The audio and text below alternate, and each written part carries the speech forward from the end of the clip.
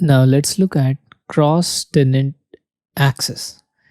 So cross-tenant is a part of external identity management. So if we scroll down, we'll get external identities. Let's click on it.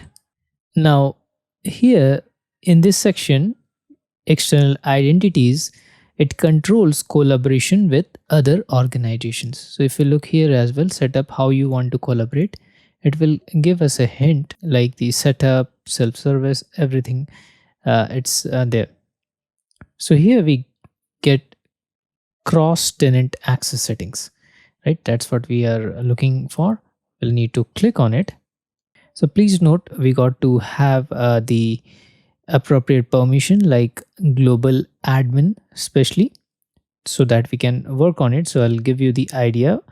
So here in the default settings, right, we'll get the, we got to choose the inbound how external users access our resource, and outbound how our users want to access external tenants.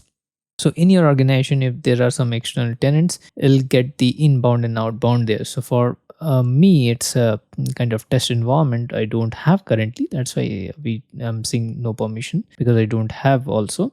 So we need to set the trust settings for multi-factor authentication, right? Those things, device compliance and risk. So in a nutshell, the um, cross tenant access is all this is all about.